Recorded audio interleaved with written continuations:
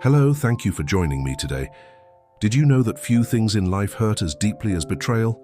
Betrayal cuts deep to the core. It shakes our trust, it wounds our hearts, and it leaves us asking, how could they? Maybe it was a spouse, a friend, a family member, or even someone in the church. And the truth is, betrayal doesn't just wound your feelings, it shakes your foundation. But here's the good news. While betrayal may leave scars, it does not have to define your story. There is healing, there is restoration.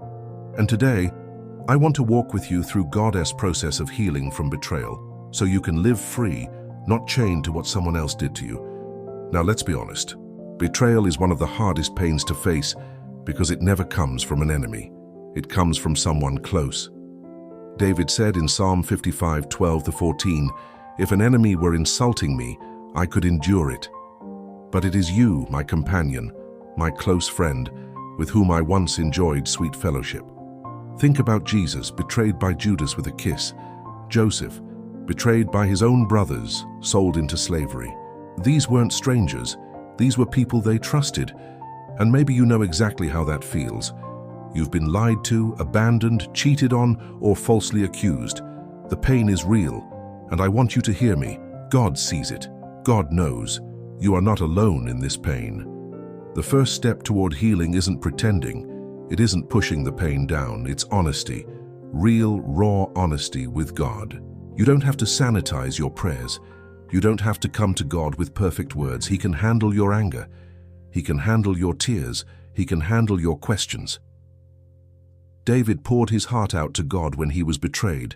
And when you cry out honestly, you give God the room to begin healing. So if you've been holding it in, today I encourage you, release it. Say it to God. Give him your pain. He is near to the brokenhearted. Now this is the hardest part, forgiveness. Let me be clear. Forgiveness is not saying it didn't hurt. Forgiveness is not saying what they did was okay. No, forgiveness is choosing not to let their actions imprison you any longer. Forgiveness doesn't mean reconciliation is automatic. Trust must be rebuilt, and sometimes it can't be. But forgiveness is the choice to release it into God's hands. Think of Joseph. His brothers betrayed him, yet when he finally saw them years later, he said, "You meant evil against me, but God meant it for good." Forgiveness doesn't make them right, it makes you free. And freedom is what God wants for you. Healing from betrayal also means rebuilding. Sometimes that means creating boundaries. Sometimes it means starting fresh. And sometimes it means learning how to trust again, carefully and wisely. But here's the truth.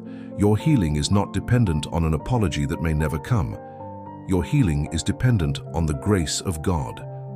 God promises in Isaiah 61:3 to give beauty for ashes, joy for mourning, and a garment of praise instead of a spirit of despair.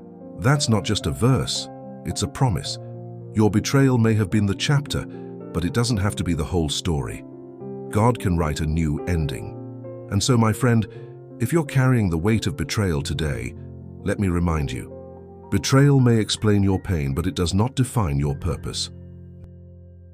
Jesus was betrayed, yet his betrayal led to the greatest victory, the cross and resurrection. And if God could turn betrayal into salvation for the world, he can turn your betrayal into a testimony of his healing power. Your healing doesn't erase the wound, but it reclaims your power. You are not what they did. You are who God says you are, loved, chosen, and free. If this spoke to you, share it with someone who needs hope today. And remember, healing is possible, and your best days are still ahead. Don't forget to subscribe, turn on your notification for more videos like this.